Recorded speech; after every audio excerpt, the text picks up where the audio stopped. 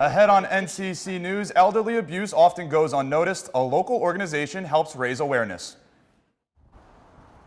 Coming up on NCC News, the state Senate is about to pass a bill aimed at improving school bus safety. I've got details on the bill and what it will do. Also ahead, we'll tell you what measures you can take to prevent a bloom of toxic algae in your drinking water.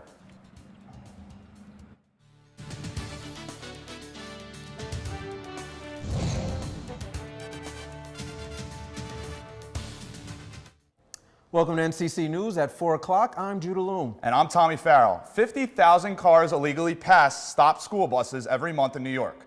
Now there's a plan to catch those drivers. That's our top story.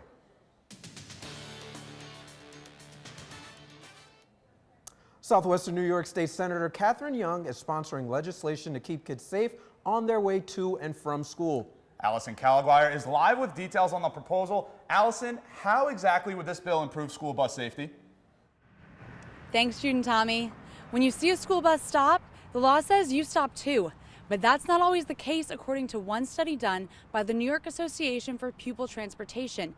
This new legislation aims to improve school bus safety by adding a camera to the stop sign arm of buses.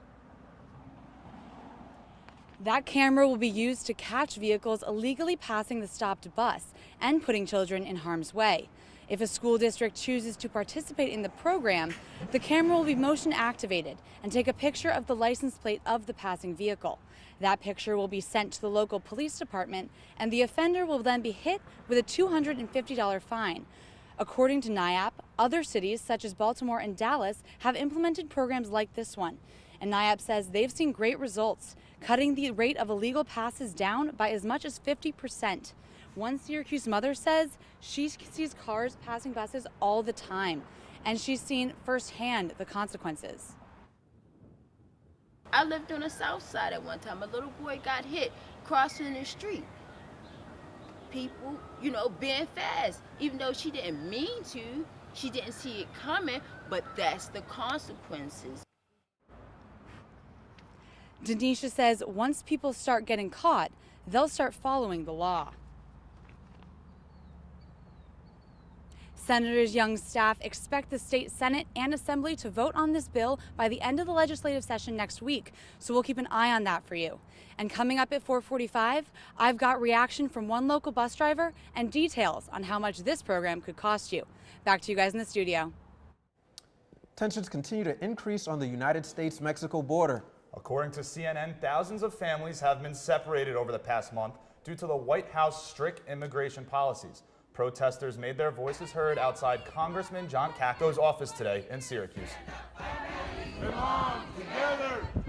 Families belong together. They started outside Caco's office and then walked to the other side of the building where the U.S. Immigration and Custom offices are. The protesters said they are fed up with the families being separated and others being detained. Some at the rally called the new immigration policy an atrocity. If we don't speak out now, if we don't look for legislation that will change things, if we don't make our voices known, abolish ICE, if we don't do that, it will only continue. We are better people than this. Collectively, we're a strong people, and it's time for the stand.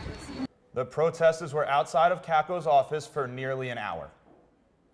The alleged elderly abuse of 95-year-old Marvel comic creator Stan Lee is bringing the issue of elderly abuse into the national spotlight. NCC's Dominic Patrick shows how one local organization is already helping to bring attention to the issue. That's right, guys. Past cases of elderly abuse have had them lying in their own feces and urine for hours. These are the types of abuse and neglect that are exactly what Vera House in Syracuse is trying to help prevent. World Elderly Abuse Day is tomorrow, and Vera House held its 21st annual conference. The theme for this year is prevention. Workshops were organized for the event, and booths including local businesses gave out pamphlets during the event. Vera House encourages those in attendance to network as well in hopes of making a fight for elderly abuse awareness stronger. Alan Berkowitz was this year's keynote speaker and focused on the important conversations to be had with stopping abuse. The conference is to teach people how to have the conversation, how to notice the first signs of abuse, and how to keep it off from happening, especially after past nursing home incidents. Sometimes publicized abuse helps the situation at hand. Unfortunately, when it's happening around the corner from you, people don't necessarily notice it, and it's just not reported. What we know is for every case of elder abuse that comes to the attention of authorities, 23 go undetected. So it's The Vera House hopes to continue to fight and advocate to catch elderly abuse before it begins. For more information on how to get involved with Vera House, go to nccnewsonline.com. Back to you guys in the studio. Thanks, Dom. Syracuse's Hancock Airport now has more destinations for travelers to fly to. Allegiant Airlines will offer nonstop flight services from Syracuse to Nashville starting today. Inaugural celebrations were in order at the airport, and passengers got to relax while eating some cake, winning some raffle prizes, and grabbing some free goodies. Allegiant will operate 3 times a week and is offering an introductory fare of $54. It's a good deal to catch on. Now, it's not just Allegiant. Many more new destinations are coming up from other airlines. Later in the summer, we'll have additional service going to Chicago and Orlando. So this is going to be a great summer for anyone who's got travel plans out of Syracuse. Frontier Airlines has also announced a nonstop service from Syracuse to Denver in July and Chicago starting this August. Gary Thibodeau's appeal was denied today by the state's highest court. Thibodeau, who is the only man charged with the kidnapping of Heidi Allen back in 1994, is serving a 25-year-to-life sentence. Allen has been missing since Easter Sunday back in 1994. Across New York, there have been 19 recorded blooms of toxic blue-green algae.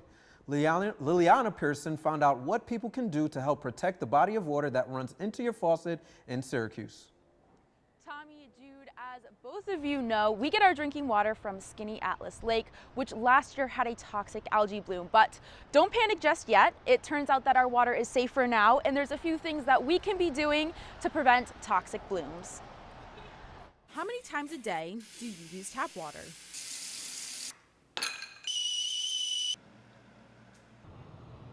Times a day, or 20 to 50 times a day. Probably, 50 times. And we use it for a lot. Showering and brushing our teeth, and dishwasher and washing dishes. All that water comes unfiltered from Skinny Atlas Lake. But on September 12th of last year, there was a bloom of toxic blue-green algae in the lake, causing concern among people who drink and use the water. Shannon Fabiani is a water and ecology specialist who said the loss of native trees on the south end of the lake is one cause for the algae bloom. We're losing a lot of shoreline stabilization, and that will increase runoff, sediment, nutrient loading to the lake. Lucky for Syracuse residents, their water is collected from deep in the lake, safe from algae blooms. The concern is for residents who live around the lake and recreationally use the lake or privately draw water from it. Consumption of water, we follow the Department of Health's directive that you should not consume any private water. Because the algae grows and lives on the surface of the water, if pipes are not deep enough, it can contaminate the water. Boiling water, using a Brita filter, and other methods do not kill the toxins from the blue-green algae. Fabiani says if people want to continue drinking from an unfiltered source, there are a few things people can do to prevent dirty runoff from affecting the lake. Maintaining septic systems, using native landscaping and adding more native vegetations and buffer strips to your lawn. Basically, things that you want to do on your property to prevent the amount of water running over it. The next couple of days are going to be pretty nice, which means that you can take the opportunity to get out into your yards and do some of these preventative measures to stop harmful runoff. And speaking of weather, the rest of today should be pretty nice.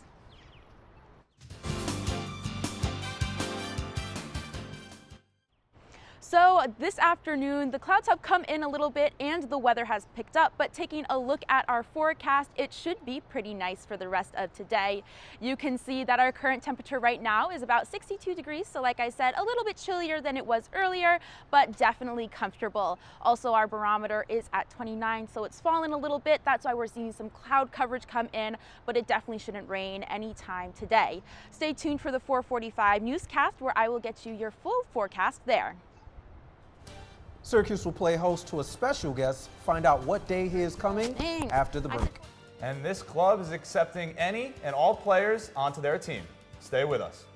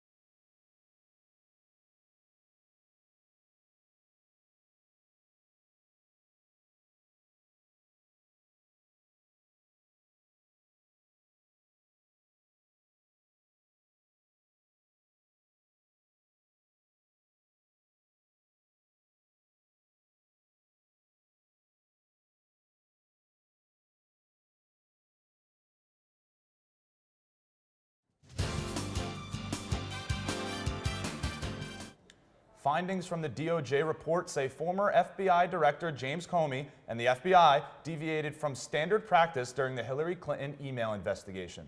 But the DOJ said there is no evidence of political bias. The Office of the Inspector General released a 568-page report today regarding the Hillary Clinton email investigation by the FBI during the 2016 election. The report also showcases a series of text messages between two FBI agents saying they will stop Trump from becoming president.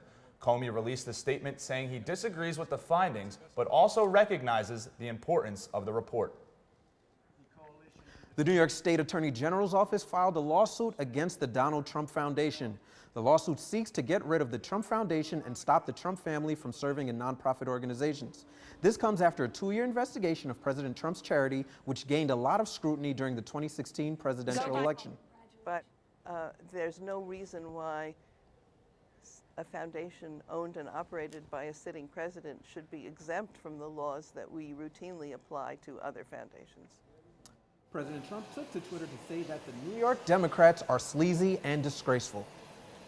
Vice President Mike Pence plans to visit Syracuse early next week. Pence will be attending a fundraiser to support State Representative John Katko. This event will happen 1 week prior to the Democratic primary between Juanita Perez-Williams and Dana Balter.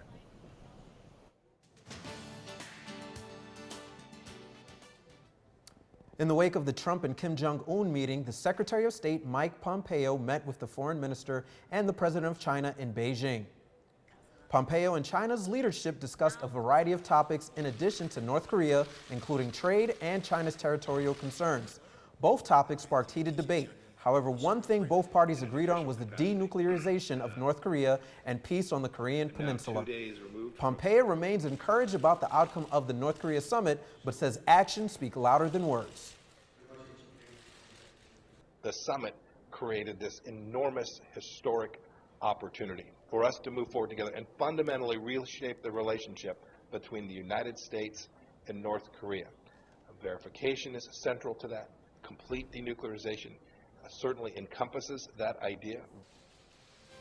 While the sanctions will still be enforced, the White House is expected to be announced today they will stop military drills in South Korea by August. What is Syracuse known for? Is it the orange, varsity, or you might even think of Clinton Square? Well, this weekend, a celebration honors different landmarks throughout the city, brought from underground and into the light.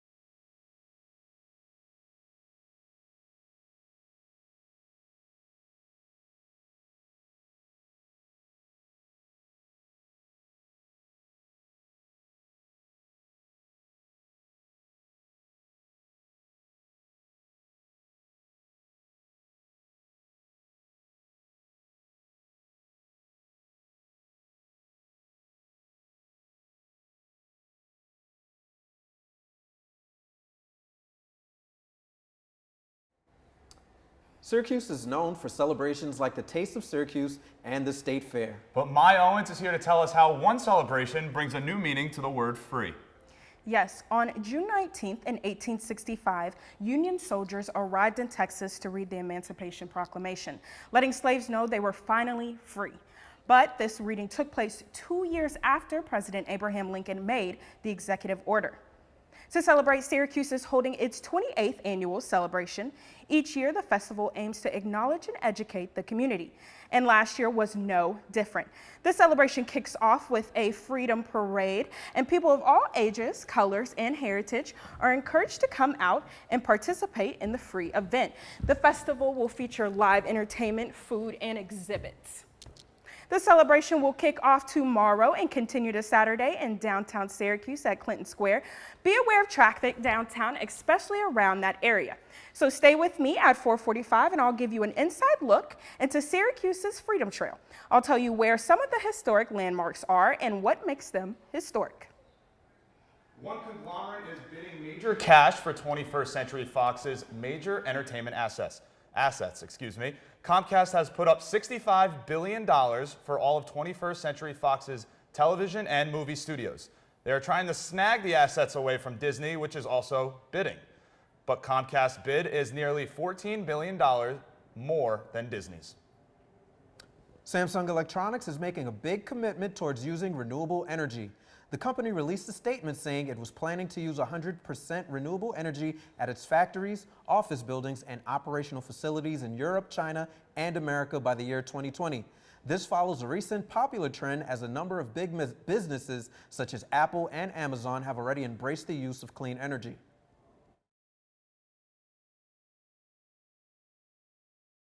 Outdoor activities, and no matter how hot it is, find out what some locals are doing to stay busy.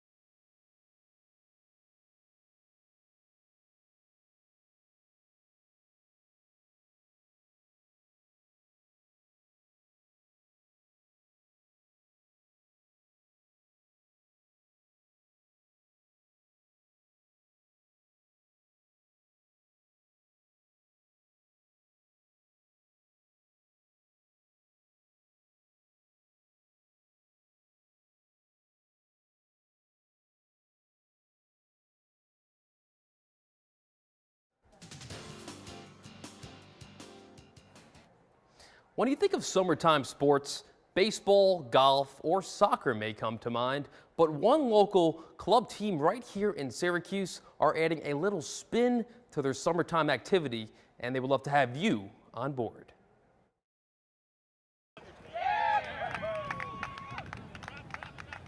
Ultimate Frisbee. It's probably just something that's really easy for a lot of people to pick up. Easy for Brian Irwin to say. He's been playing for about 10 years. Even with the experience on his side, he's still inviting those who have never even played before to come out and give it a try. All of our leagues, we always welcome new people, and we always teach new players. If you think you're not fit or in shape for the sport, well, you're wrong.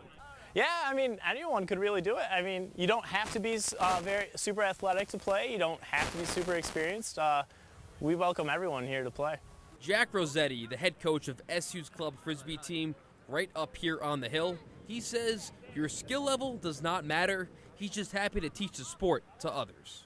This league is all about taking those who are interested in the sport and unexperienced and making them experienced and having a good time with Ultimate. And for those who can't play, well, they just come and watch. Every Ultimate player needs a dog. It's just a fun-loving sport. And eventually you teach the dog to catch the Frisbee in its mouth. Obi tends to eat the Frisbees, so we're still working on it. Obi the Husky does not miss a game or practice. And if it was up to Rossetti, Obi, he'd be right there in the starting lineup. Would you ever think about putting your dog on your team? Yeah, probably jump a lot higher than most people. If you would like to join the Syracuse Summer League, it's not too late. Games are played Tuesday nights at ESM Pine Grove Middle School from now all the way until the end of August. And as always, if you're interested, head to nccnewsonline.com to find out how you could be the next Frisbee All-Star. Coming up at 4:45, I'll have your full sportscast with highlights, updates, and reports. Well, anyways, let's talk some SU hoops. Howard Washington, the freshman Syracuse basketball guard, is coming off a successful ACL rehab. Washington needed surgery this past winter, and he is now in full recovery mode. Washington can now run, shoot, jump, and do all that fun basketball stuff. With his return to SU, they are now even stronger. Washington missed the majority of last season, and who knows, if they had Washington last year, maybe they could have got a little deeper than the Sweet 16. So with Ty's battle back and a stronger O'Shea Brissett, a healthy Washington, SU is now deep enough to make a long run in the NCAA tournament. Well, to the gridiron, Syracuse's defense is about to get a lot bigger, faster, and stronger. Class of 2019 defensive tackle Joe Rondi has verbally committed to Syracuse. The 6'4", 250 pounds, yeah, that's a big boy. He's from New Jersey. He's entering his senior year in high school, and last year he recorded 59 tackles, including 6 for a loss, 2 sacks, and 2 fumble recoveries in just 11 games. That's pretty impressive. Rondi now joins Courtney Jackson as the Orange Pledges for the class of 2019. That does it for sports. I'll see you at 4:45. I'm Jonathan Singh. It's Flag Day today in the United States. Find out how and why it started after the break.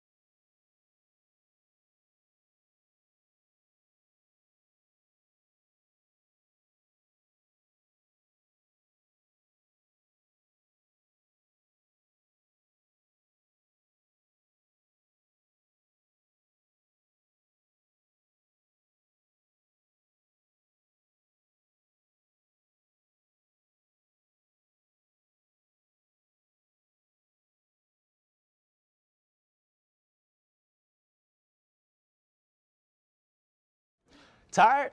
Wake it on up. The 445 NCC Newscast is up next. Bus cameras, elderly abuse, and a corrections officer smuggling drugs into prison for inmates. Stick with us for the 445 NCC.